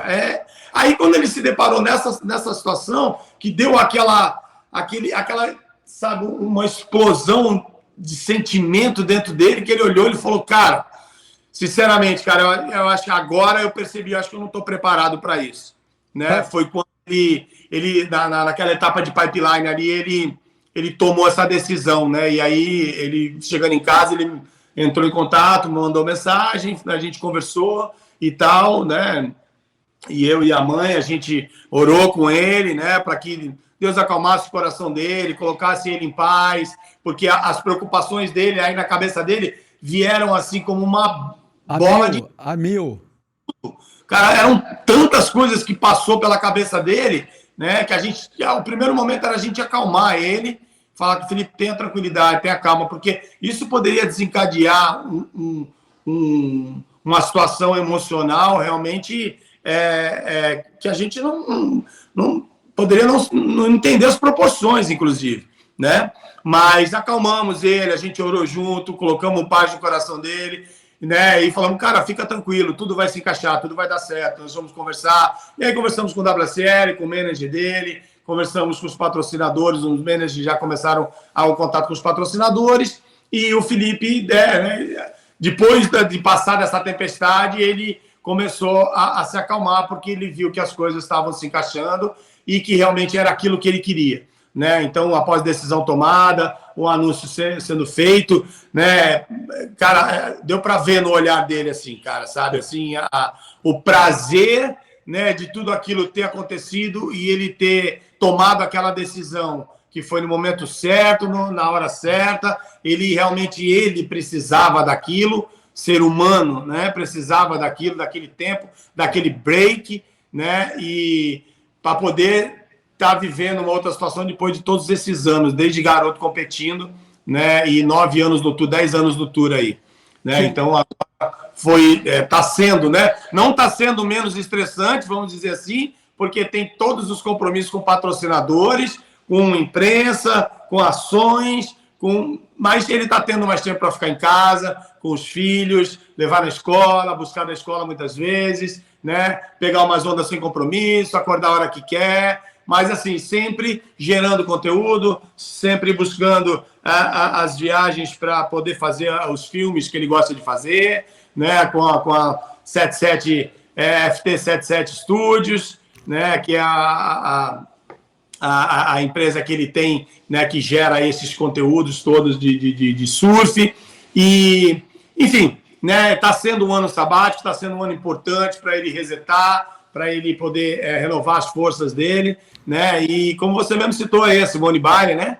Voltou com tudo, né? Agora, depois de 2 anos aí parada, se eu não me engano, acabei de ver uma matéria dela agora aí ontem, né? E ela voltou perfeita, né? Eu vi uma apresentação dela ali se eu não me engano, foi num cavalo, né? Que ela deu um pulo e tal, pum, ela caiu assim, intocável, né? É assim que o Felipe vai voltar. Espero que ele fique só um ano e que venha com força total, porque essa decisão foi certa, né? Queria te perguntar, o que você... Eu, particularmente, gosto muito do trabalho da WSL, acho que está fazendo... Se eu comparar o surf de antigamente com o surf de hoje em dia, né? Hoje todo mundo é jornal nacional, é no açougue, é no supermercado. Antigamente era só no nicho, né?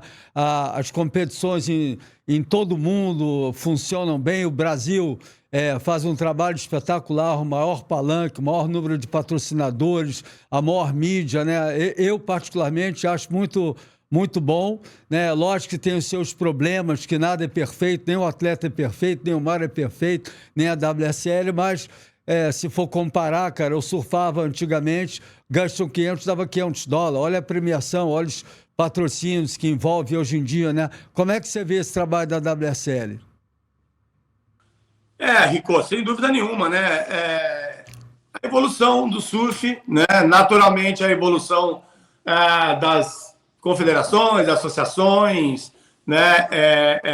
Isso acontece ao longo do tempo e a gente vê, né, essas mudanças acontecendo, né? Hoje a WSL é uma entidade particular, né? Tem seus investidores e, sem dúvida nenhuma, né, nós temos que não podemos negar, né, realmente que a WSL tem feito um trabalho diferenciado, né, dos últimos anos para cá, com esses investimentos todos aí no surf, visando sempre com que os surfistas tenham aí a sua remuneração, né, ser realmente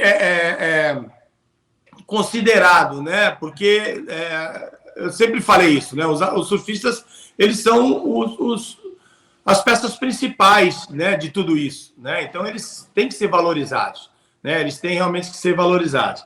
E a WSL vem buscando fazer o seu papel aí, né, entre melhorar todas essas condições e buscar também os interesses da WSL, que, claro, como uma entidade particular, né, a gente tem que entender que isso também acaba funcionando, tá certo?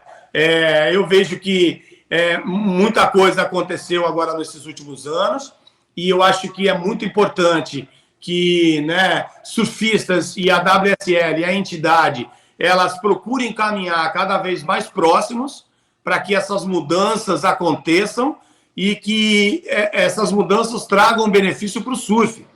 Porque, né, no meu ponto de vista, eu acho que é muito interessante, é muito pertinente com que a entidade ela vise, né, o crescimento do esporte de uma forma geral e que não só, né, o crescimento da entidade. A gente sabe que ela precisa fazer com que aquilo gere dinheiro para ela, né, através de patrocinadores, visibilidade, de tudo isso, né, a gente entende isso, mas a gente entende também que essa necessidade existe, é importante e que quem vai ganhar com tudo isso é o nosso esporte. O esporte que a gente, né, trouxe lá de trás. Vocês deram a cara a tapa para muita coisa, se expuseram de corpo e alma, né? E as pessoas vêm fazendo isso, né? Então, que o surfista possa continuar sendo respeitado, valorizado,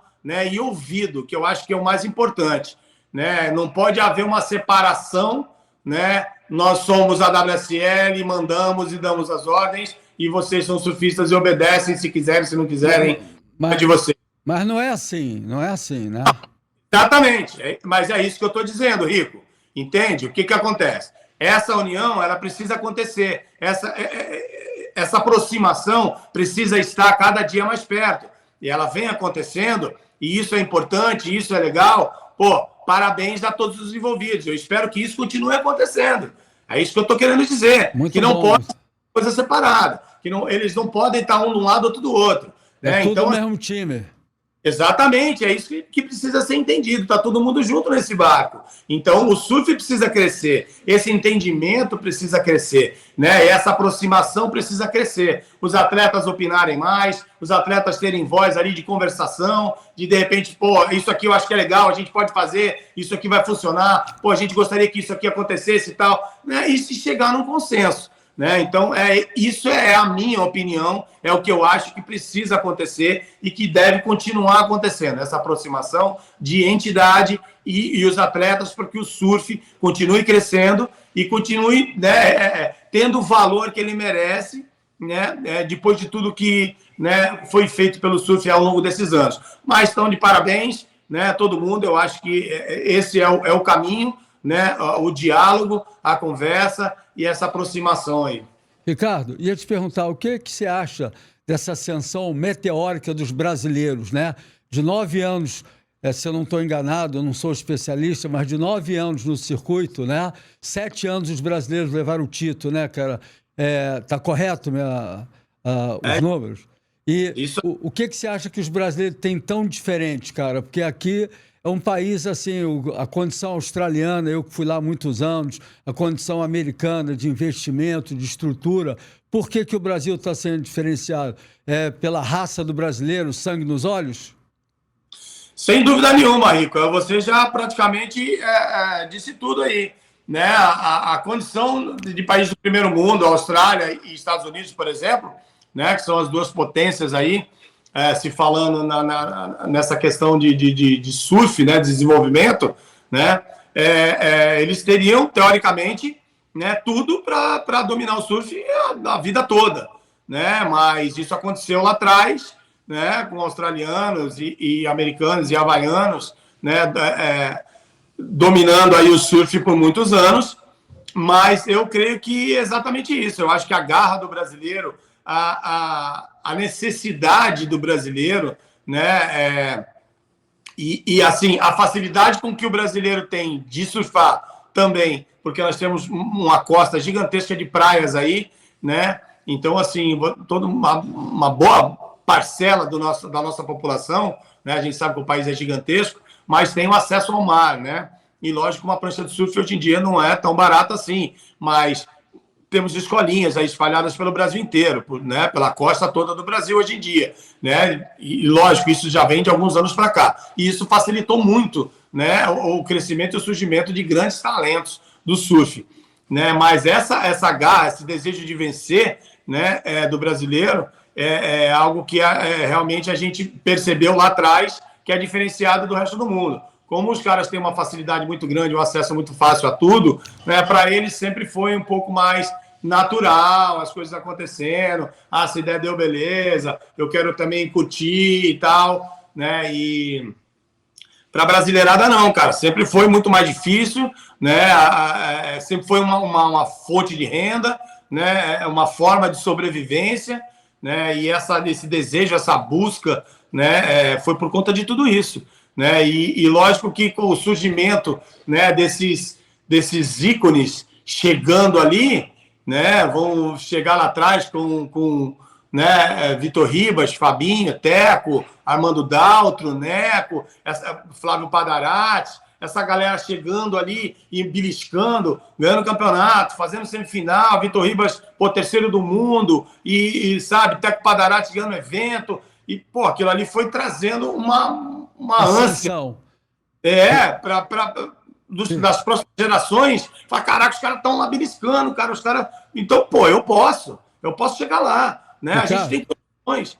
Eu tinha uma pergunta interessante, que você vive o circuito com seu filho, como técnico, se acompanha tudo. Como é que dentro os gringos vem essa ascensão dos brasileiros? Como é que eles encaram, já que o Brasil é um país novo, se você for comparar os anos da Califórnia, os anos do Havaí, os anos da Austrália, são um país muito mais consagrados, com muito mais cultura. E o Brasil, como é que os competidores veem essa ascensão do Brasil? Eles encaram na boa ou ficam se coçando?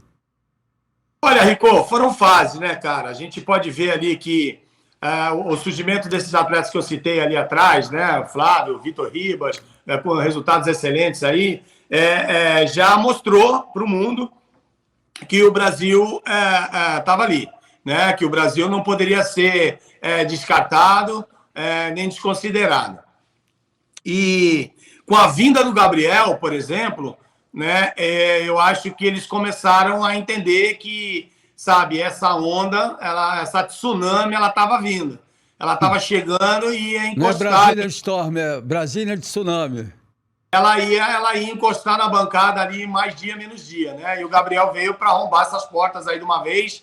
Um garoto tão novo, ganhando etapas aí de circuito mundial, profissional, né? Com 16 anos, 15, 16, 17 anos, já mostrando para que veio, né? E então, assim, abriu as portas. E depois que isso tudo começou a acontecer, né? Eu acredito, sim, que no início houve muita resistência, de uma forma geral, né? De que, pô, como assim, né? O que esses caras estão pensando e tal? Vai acabar, isso aí não vai dar muita coisa, é um ou outro só ali, né? São situações isoladas, né? Mas não foi isso que aconteceu. A gente percebeu que a gurizada veio e as novas gerações foram chegando e fazendo com que esse time ficasse ainda mais forte, mais pesado, mais coeso, né? E viesse cada vez mais entrosado. Isso que é uma coisa muito legal, porque isso contaminou hoje o Tour, sabe? E trouxe de volta, se você perceber, a união dos atletas dos países. Porque você percebe que os australianos estão vivendo mais junto e se comunicando mais e ajudando uns aos outros na beira do mar. Os americanos estão fazendo isso. E o brasileiro faz isso desde lá de trás.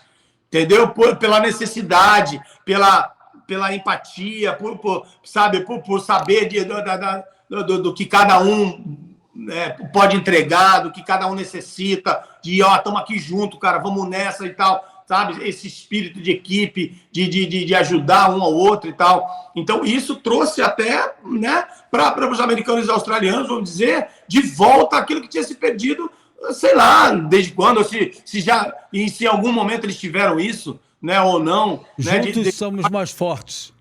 Juntos somos mais fortes. Juntos a gente pode mostrar para eles que a gente, né, tá aqui, a gente não é uma peça isolada. Cada um trabalha por si só. Não, a gente também é um grupo, também é um país, também se ajuda, se apoia e tal. Né? Coisa que o brasileiro sempre fez. Né? E isso é muito legal. E aí, ao longo desses anos, aí depois de Gabriel, aí veio o Mineiro, Gabriel de novo, aí depois veio o Ítalo, aí, Gabriel outra vez, Felipe 2 vezes e tal. Então, assim, né, eles perceberam que falaram, né, os caras encostaram mesmo e agora não tem mais jeito, né? E é isso, cara. Conquistaram 7 títulos mundiais aí nos últimos 9 anos. Ricardo, eu queria falar algumas coisas aqui do Felipe, que eu sempre observei ele, sempre gostei por todas essas razões que eu não preciso repetir do surf dele, né? O que me chama a atenção, cara, o Felipe lá em Saquarema, ficou na minha mente aquele aéreo que ele deu, tá lembrando? Lá em Saquarema, que dali ficou para sempre, ficou para a história. Né? Outro também que ficou para sempre, aquela sessão em Jeffreys Bay, cara, aquela onda que ele pegou, a velocidade que ele imprime, a troca de direção, sem perder nenhuma conexão nas manobras, né? Que muitos atletas dão manobras radicais, mas entre uma cavada e outra, entre o posicionamento, dá aquele timezinho assim, dá aquela... perde a fluidez, né, cara? O Felipe tem isso, né? E outro aspecto que eu quero enaltecer ele aqui também, que eu presto atenção, sou maroleiro, mas eu presto atenção, em Margaret River, cara, eu não me lembro quantos anos fazem, mas eu vi que ele teve um desempenho nas ondas grandes lá de Margaret River. Você lembra que teve uma época, alguns anos atrás, estava muito grande? Como é que você viu aquele Margaret River, o desempenho nas ondas grandes do Felipe?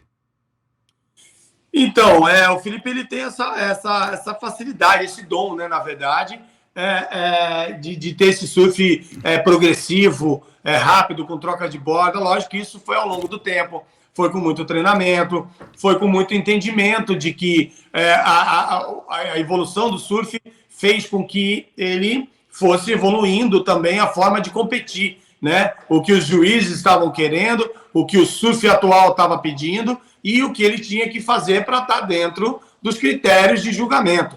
Mas ele sempre teve esse dom, graças a Deus, né, de ser esse surfista com muita expressividade, muita velocidade, né, e ao longo do tempo, com o treinamento, com tudo isso, ele foi encaixando, né, esse surf fluido, né, que a gente vê hoje em dia. Mas a apresentação dele em Jeffreys Bay, inclusive, cara, que me marcou muito, né, foi o comentário do Shaun Thompson durante a transmissão ao vivo, né, ele comentando que ele vinha caminhando pela beira da praia em direção do campeonato e de repente ele viu aquela onda do Felipe ali. E aí, quando ele viu aquilo, ele falou, cara, realmente isso foi um divisor de águas. Isso como é que ele falou? Ele falou que foi uma nova forma de surfar. E olha, né? De quem? Do Shaun Thompson. Eu tive lá em J-Bay, 1975. Porra, e o Shaun era o rei, né, cara, lá de J-Bay, né? E uma observação legal. Outra pergunta que eu queria falar Margaret River, eu nunca tive lá, mas eu sei que é um mar muito pesado, aquelas direitas naquele evento, e ele desempenhou muito bem, né, nas ondas grandes. Ele está fazendo algum treinamento para ondas maiores, que hoje o circuito ele é muito equilibrado, né? Ondas perfeitas, maravilhosas, mas tem 3 ondas, Chopo, Pipeline e Margaret River, se eu não estou enganado, são as ondas mais pesadas, né? Felipe está fazendo algum treinamento para, como é que se fala, desenvolver e melhorar ainda mais do que ele já faz muito bem feito nas ondas grandes?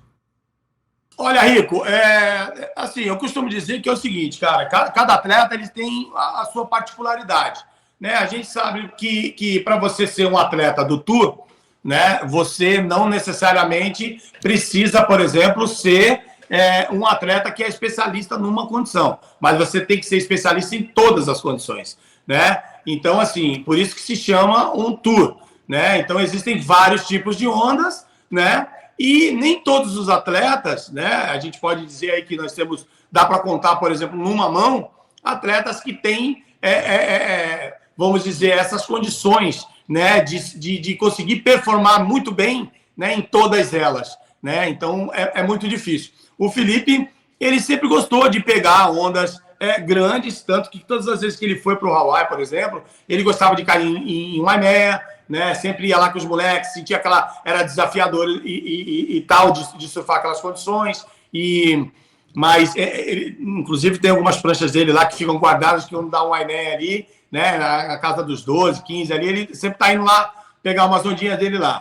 Né? É um surf diferente, você sabe muito bem, né? O Waimea é só drop, aquela coisa e tal. Mas é adrenalina de você estar lá fora, de ver aquela série, de você remar, botar para baixo, né? E sem saber o que vai acontecer, quantos caras vão descer atrás, quantos vão descer na frente. Muito crowd, lá o bicho pega. Você sabe que ali é uma coisa diferente, né? Mas, assim, o que eu vejo é que, assim, ele tem sempre vamos dizer, um medo de se machucar nessas condições. Não que ele tenha medo de onda grande. Eu vejo que ele cai em todas as situações. Tanto que, mesmo como você falou ali, né? Essa madrugada mesmo, eu estava vendo aqui, eu deitei ali para mim descansar, já era metade, e eu comecei a ver algumas baterias dele, foram aparecendo no YouTube algumas situações. E aí comecei a ver algumas baterias dele, Pipeline, com Ricardo Christie, com Glenn Hall, com aquele moleque havaiano que entrou de wildcard lá, um baixinho, que acho que ele é da África do Sul, mora no Hawaii há muito tempo lá. Enfim, em situações realmente pesadas. Né? Críticas, né? Forte, sim, um mar de 12 pés, pipeline e tal, e várias competições, né? Aí isso vai passando despercebido, né? Logicamente que ele não é um exímio, por exemplo, entubador de pipeline e chopo, mas ele tem uma técnica muito boa, ele tem uma técnica muito apurada, né? quando ele está se sentindo bem, né, assim, que está tudo encaixado, né, ele performa muito bem nessas condições, né, mas ele não é um especialista nesse tipo de onda. Mas vai ser. E agora, lógico, ele procura sempre estar melhorando, procura sempre estar treinando, procura sempre, né, melhorar essa condição dele, para que quando chegar numa situação dessa, ele possa, né,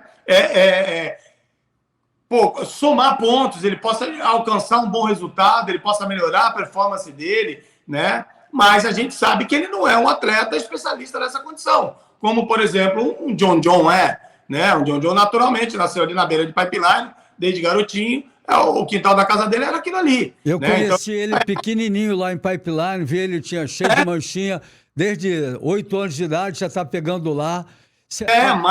Mais cedo ainda, eu vi imagens deles lá. Outro dia eu vi umas imagens dele lá conversando com o Brad Gerlach saindo da água. Ele devia ter uns 7 anos, 6 anos, sei lá o que.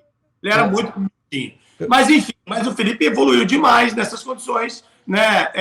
Eu me lembro de Margaret River, que teve umas baterias lá desse ano, que, se não me engano, que você está falando, que, tava. Inclusive, acho que os caras nem surfavam. Naquele dia, eles não surfavam para a direita, porque o mar estava tão grande que não tinha condições de surfar para a direita, que estava 12, 15 pés de onda. É esse mesmo, o bicho estava pegando. Né, com o Miguel Pupo, que estava gigantesco o mar. Os caras usaram 6 e 10, 7 pés, será que os tamanhos de prancha eram enormes, eram ondas para a esquerda, assim, que chegava a fechar um canal lá no meio, sabe, assim. Então, assim, foram condições extremas. Depois o mar foi abaixando e tal, mas ele fez boas apresentações lá em Margaret.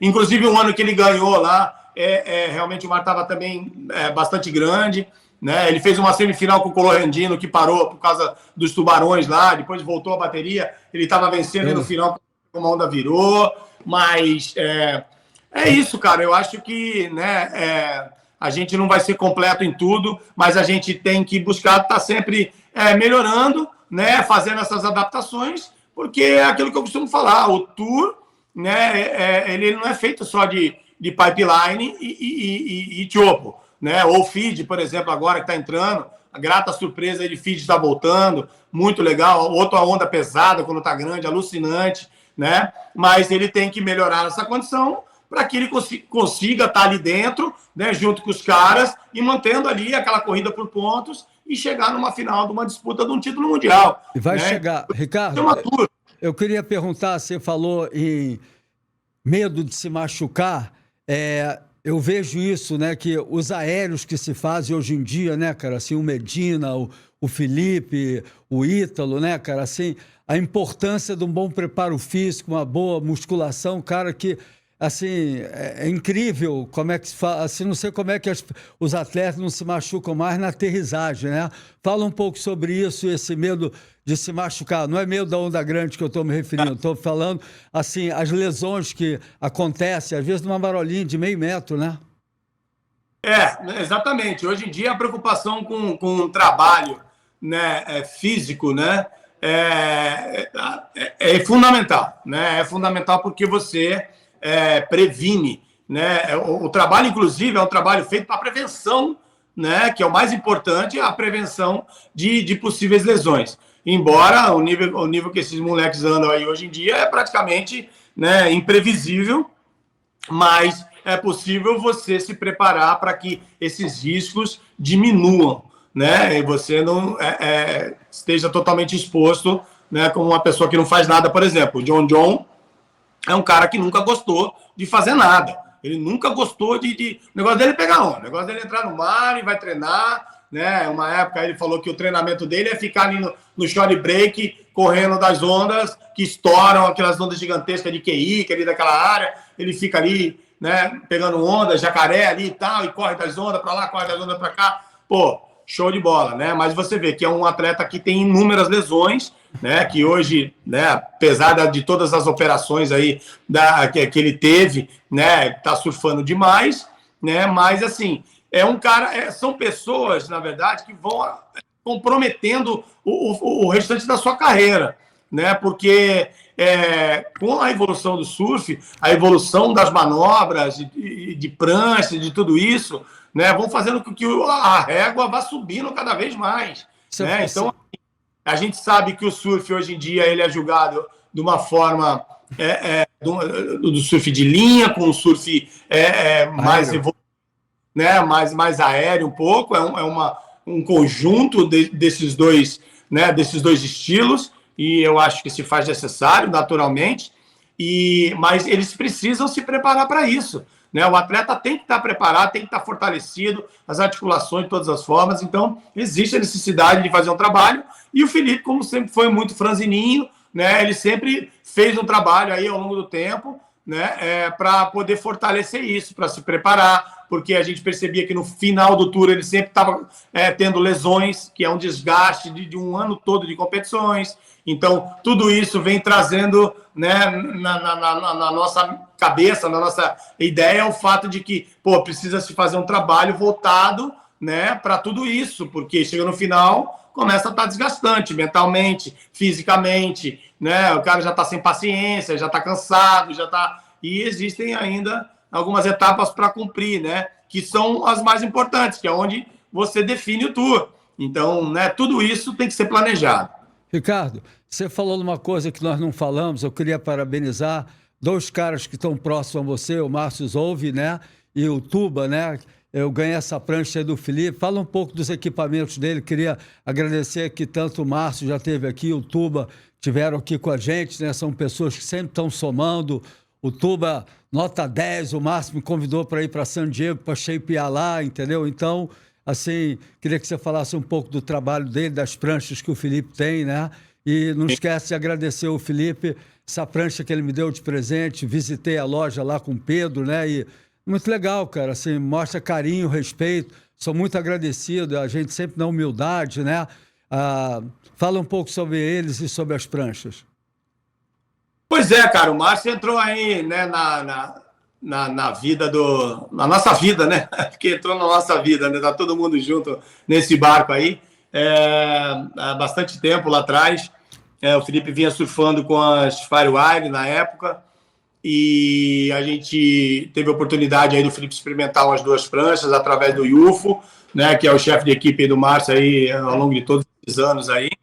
Mora aqui, né, em Santa Catarina, de Floripa, e mora aqui na Califórnia já há muitos anos. E colocou aí duas pranchas no pé do Felipe para ele testar, e o Felipe andou muito bem, né? E aí a gente percebeu a necessidade de a gente sair daquelas pranchas feitas, né, todas iguais, né, que a Firewire fazia naquele processo que eles desenvolveram de fazer todas as pranchas muito iguais e não dando margem para, de repente, você ter uma prancha mágica, né? E a fabricação, o material que é utilizado, ele é um pouco diferenciado, ele tem uma flexibilidade, uma vibração diferente. Então, existem vários detalhes que faz com que a prancha se torne limitada, de certa forma, né? Mas, e aí, enfim, aí o Felipe também começou a sentir essa necessidade de, pai, quero experimentar outras pranchas, quero, né, saber essa diferença, o que eu vou sentir, porque fazia tempo que ele já usava só as Firewires na época. E aí o Márcio entrou com essas pranchas, a gente conseguiu perceber o surf do Felipe evoluir muito, inclusive ele competiu na França contra o Kelly, né, umas quartas de final, ele deu um sacode no Kelly ainda muito novo, né, muito jovem ainda, venceu o Kelly, acabou fazendo uma semifinal com o Gabriel, né, e aí ele perdeu. Ele surfou de Firewire durante todo o evento e a prancha estava voando. Então, eu tinha tido experiências, né, de conhecer as pranchas antes disso ainda, através do Renato Galvão e do Tadeu Pereira, ambos de Ubatuba, né, que corriam o Tour na época e que viajavam muito. E sempre que passavam pela Califórnia, faziam algumas pranchinhas com o Márcio, né? Mas ele, não era tão conhecido assim, mas as pranchas já eram algo de olhar e falar, caramba, que pranchinha alucinante. O cara tem uma linha, o cara tem, sabe, uma visão de shape já, assim, né, anos-luz à frente aí de alguns shapers e tal, né, porque, assim, morando na Califórnia, então, assim, estava muito próximo de tudo que era novo, de tudo que estava acontecendo, né, das novidades, dos lançamentos e tal. Então, assim, mas ele sempre teve um dom muito grande, né, e E podia se perceber isso quando eu pegava, por exemplo, as pranchinhas do Galvão e do Tadeu lá, quando, né, cruzava eles nas competições, eu olhava, falava, caraca, que pranchinha alucinante, que é esse cara? Ah, pô, ele que mora lá e tal, né, Charpai e tal, pô, não sei o que, pô, que legal e tal. Mas não era muito conhecida, né? E aí depois o Felipe veio, começou a surfar com as pranchas, e aí começou a ganhar os campeonatos, e aí os olhares começaram a voltar um pouco, né? Pô, esse garoto aí que tá chegando agora, né? Que ganhou o US Open Junior ali de John, Colorri e Conner Coffin, né? Saiu do nada. Onde que veio, né? Esse ser, né? Usando essas... O que está acontecendo? O que está acontecendo? Exatamente. E aí começaram os olhares a se voltar, né, para o Felipe, por ser um garoto da nova geração que estava chegando ali com tudo. E o que ele está usando, né? E aí, pô, ele está usando o Charpai. Pô, o cara já está com uma prancha aqui de fora. Né? O Shaper, de onde é o Shaper? Né? Já era muito conhecido. Mas, pô, não, o cara de San Diego, tá fazendo as pranchas ali, já tá há um tempo e tal, já era conhecido, mas não era uma Mayhem, não era, né, um DHD. Então, assim, né, ele estava buscando o seu lugar ao sol ali, mas com muito talento, já fazendo muitas pranchas para uma galera aí que corria o Tour, principalmente brasileiro. E a partir dali, assim, isso, cara, deslanchou de uma forma gigantesca. O Felipe começou a ganhar campeonatos. E aí muitas pessoas vinham falar comigo para procurar saber, passar o contato do Márcio, que queria fazer prancha. Estou falando atletas profissionais do Tour. Né? O Jeremy Flores foi um, né, que me procurou. Pô, que prancha que o Felipe está usando, quais medidas? Deixa eu ver e tal. Pegava, olhava. Então, assim, todo mundo vinha. Deixa eu ver a pranchinha do Felipe. Aí pegava na mão. Todo olhava. mundo quer ver, né? Por que está dando tão certo? Parabéns, o que o cara está usando? Né? O que tá fazendo a diferença que esse moleque está voando desse jeito? Né? E aí, a partir daí, começou essa parceria, né, na verdade, de desenvolver os produtos junto, né, as pranchas, os modelos, né, da Charpai com o Felipe. Inclusive, tem vários modelos aí hoje em dia que grandes atletas do circuito mundial usam. Por exemplo, o Canoa usa o modelo do Felipe. Ele não usa o modelo dele, né? Para quem não sabe, o Canoa tem o modelo dele. Mas, há uns anos atrás, né, a gente sempre viu, né, nos últimos anos, o Canoa usando os modelos do Felipe, mas quando ele subia num pódio, por exemplo, ele levava o modelo dele. Ah, garoto, né? Natural. Esse fez o curso aqui no Brasil, né? Fez o curso de marketing aqui no Brasil. Exato, o cara fazendo o merchandising dele ali, né? Lógico que, pô, o cara ícone no Japão e tal, atleta... Claro, tem que seguir o patrocínio. Faz parte, e assim, divulgando também uma linha dele também, que era um modelo de prancha dele e tal. Mas, então assim, vários outros atletas também utilizando as pranchas aí, modelos do Felipe, ao longo desses anos todos, das pranchas que foram desenvolvidas em conjunto aí com o Márcio, né, o qual até hoje ainda, né, tá sempre ali próximo. O Felipe sempre que tem, tá ali do lado, tá indo lá na fábrica, a gente... né, conversando sobre o material. O Felipe gosta de entender, gosta de saber, já shapeou algumas pranchas ali com o Márcio, né, já deu os primeiros passos ali. Eu acho que, de repente, está até na hora de voltar a shapear uma pranchinha diferenciada lá para ele de novo. Ele gosta muito de colocar a mão, de sentir, de experimentar essas coisas novas assim. Eu acho que isso é muito legal. Esse relacionamento com o shape faz toda a diferença, é fundamental na vida de um surfista profissional, e ele saber entender da prancha de surf. Não é ele chegar lá e falar assim, Márcio, eu tenho 72 quilos e eu uso 5,10. Essa conexão é muito importante. Eu queria perguntar para você, né, que eu gosto de perguntar a todos que vêm aqui, o que você considera uma pessoa de sucesso? Vocês consideram uma pessoa de sucesso, uma pessoa realizada? Essa pergunta eu faço para todo mundo. Cara, uma pessoa de sucesso, uma pessoa realizada, eu acho que é uma pessoa que ela se torna uma pessoa feliz fazendo aquilo que ela mais gosta de fazer, né? Eu acho que a gente tem que, em primeiro lugar, a gente ter felicidade naquilo que a gente faz, né? A partir daí, aquilo não se torna um trabalho, não se torna uma obrigação, né? E aquilo ali se torna prazeroso. Você faz o que você ama, né, da forma, cara, mais cool possível, né, mais tranquila, mais gostosa, né, sem pressão, né, sem obrigação, né, que quando se torna uma obrigação, a coisa começa a ficar chata, começa a se tornar uma coisa pesada, e eu acho que, né, e quando você, né, cresce, amadurece, alcança os seus objetivos, né, eu acho que é um conjunto de coisas aí, mas eu acho que é isso, cara. Eu ia também aproveitar, o nome do nosso podcast aqui é Aloha Podcast, porque essa palavra, quando eu fui em 72 para o Hawaii, ela se encaixou no meu coração, no meu feeling, né? O que você acha do Aloha Spirit? O que quer dizer Aloha Spirit para você?